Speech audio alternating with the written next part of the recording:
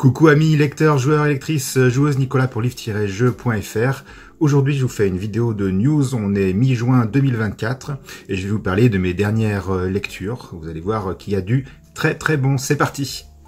On débute avec un escape game de poche sur la piste de Jack l'Éventreur, c'est chez Larousse Édition de Nicolas Trenti. À savoir que cette collection est un peu perturbante puisqu'elle a débuté justement avec ce même auteur, mais avec un principe au début qui était d'avoir des tableaux avec des actions à faire, des objets, de la combinaison d'objets et des énigmes. Et puis il y a eu d'autres auteurs, d'autres concepts de résolution d'énigmes et de jeux. Et celui-ci ne correspond pas du tout au début de la collection. C'est un concept de jeu qui rappelle les gros volumes comme le Mystère Eiffel du même auteur, qui nous propose une aventure avec un lien fort avec l'histoire, la véritable histoire donc de c'était Monsieur Eiffel, là c'est de Jack l'Éventreur. Donc vous allez suivre l'inspecteur à Whitechapel pour résoudre une série de crimes. Donc vous allez avoir de la lecture avec à la fin à chaque fois une petite énigme et puis des choix de direction. Est-ce que vous voulez plutôt aller voir un parc, un commissariat, etc. pour avancer dans l'aventure. Donc ça va être des paragraphes et à la fin une énigme pour pouvoir avancer. Il y a les indices et les solutions comme d'habitude, c'est très bien fait. Et puis bah, c'est pour tous ceux qui aiment 1888, Londres, l'ambiance Sherlock Holmes et enquête cette fois-ci pour trouver qui est le coupable de Jack l'Éventreur. À la fin, il y aura une grosse dernière énigme. Il faudra définir qui est ce fameux Jack l'Éventreur. On poursuit avec le Serpentaire, Ruffier et Sorel. Ruffier en tant qu'auteur, Sorel en tant qu'illustrateur.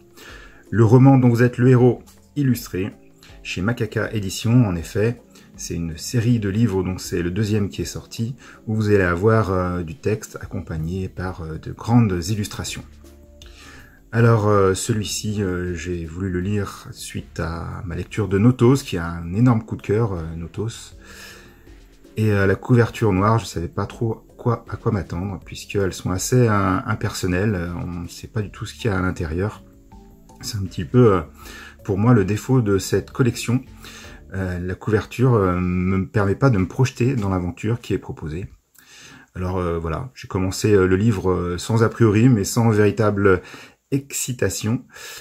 Et pourtant j'ai pris une belle claque. Je pensais pas accumuler à la suite 2 coups de cœur, mais le Serpentaire propose vraiment une aventure qui m'a pris aux tripes. Je me suis cru dans la série un petit peu comme dans Game of Thrones, avec plein d'événements et de surprises scénaristiques qui font que j'ai pas lâché le bouquin. Je l'ai vraiment adoré. Et pour le coup, ça n'a rien à voir avec Notos. Les points forts sont à l'opposé. C'est-à-dire qu'ici, le vrai point fort, c'est un scénario béton qui vraiment vous emmène de bout en bout dans une histoire très prenante. Il y a aussi des règles de jeu et beaucoup de combats, avec des lancers de dés ou une table du destin qui se trouve à la fin du livre. Pour la petite histoire, bah, vous êtes un assassin. Et en fait, j'ai pas envie de raconter l'histoire. Je vous conseille même de pas lire la 4e de couverture pour être vraiment dans la surprise. Parce que c'est le cas. Moi, j'ai été surpris de bout en bout. Et j'aimerais que vous puissiez vivre ce que j'ai vécu. Tellement ce livre est bon. Donc, je vous conseille vivement la lecture du Serpentaire. Pour continuer, sur Amazon, il y a des escape games que j'ai voulu tester. C'est chez un éditeur qui s'appelle Solve. Il y en a plusieurs. J'en ai testé 2. J'ai testé Pourras-tu sortir de ce livre, Escape Game 2.0, qui est une aventure dans un univers de science-fiction. Ce qui n'est pas forcément évident avec la couverture qui est très accrocheuse, mais qui ne reflète pas l'intérieur du livre. Et pourtant, les illustrations sont très sympas et l'univers aussi. Et le deuxième, c'est Escape Game Manga, lui qui est dans un univers plutôt Japon médiéval. Les deux sont construits sur le même principe, c'est-à-dire que vous allez avoir une introduction, et puis après vous allez avoir 4 chapitres qui peuvent être joués en parallèle, indépendamment l'un de l'autre, mais qui à chaque fois vous allez récolter quelque chose qui à la fin pouvoir débloquer la grande fin. Par exemple, dans le manga, il faut avoir 4 morceaux de roue pour débloquer la fin du livre. Ces livres ont une particularité, c'est qu'ils se jouent avec un smartphone. Avec ce smartphone, vous allez pouvoir résoudre certaines énigmes qui nécessitent d'aller faire des recherches sur Internet. Vous allez avoir aussi des QR codes à flasher pour dialoguer avec C'est un robot pour sortir de ce livre, par exemple, Pat. Vous allez dialoguer avec lui, donc c'est une sorte de messagerie avec des codes.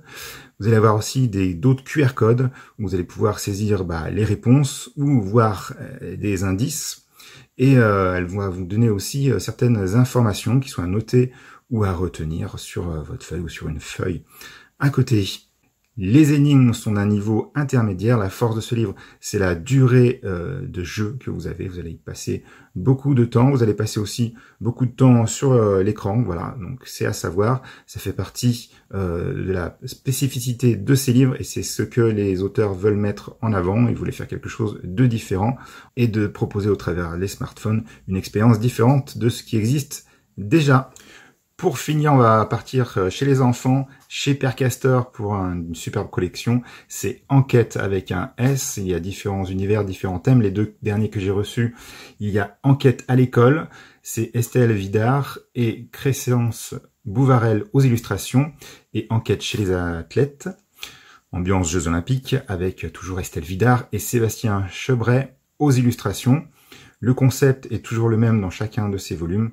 Vous avez des figurines à monter. Elles sont toutes encastrées dans la couverture en carton. Vous avez à les dépuncher, à les monter, à les placer sur la table. Et c'est là où le concept de jeu est super. C'est que c'est un livre d'énigmes avec 12 énigmes, des tableaux sur les doubles pages, mais vous allez pouvoir manipuler les personnages. Vous allez pouvoir les observer. Alors vous allez vous dire, tiens, lui, il a de la boue sur les bottes. Est-ce qu'il serait pas coupable? Tiens, lui, il a des lunettes. Tiens, lui, il a ça dans la poche. C'est bizarre parce que dans l'illustration, il l'a pas, etc. Donc une espèce d'interaction avec le livre et les petits objets à manipuler. Les enfants adorent. Moi, je trouve ça vraiment génial. Dans les animations, ça marche super bien. Je ne peux que vous conseiller d'essayer. Alors, j'ai un petit coup de cœur pour parmi les 6 qu'il y a de cette collection, pour celui-là chez les athlètes. On a adoré. Voilà. Donc, n'hésitez pas à faire essayer ça, à offrir ça à des enfants autour de vous. Aussi, une news de dernière minute concernant un financement participatif qui va être lancé par Scriptarium. Cela concerne des bandes dessinées et des livres-jeux, de ni plus ni moins des collections mythiques de Défier Fantastique, Défier Sortilège, de Loup Solitaire, de l'Œil Noir et enfin de La Voix du Tigre. On est impatient de découvrir ce qui va être proposé lors de ce financement, un financement à ne pas rater. Et voilà pour mes dernières lectures. N'hésitez pas à mettre un petit pouce bleu, un petit commentaire, de me suivre. Et puis si vous avez besoin de mes services, je suis là, Nicolas pour livre-jeu.fr. Je vous dis à bientôt. Bye bye.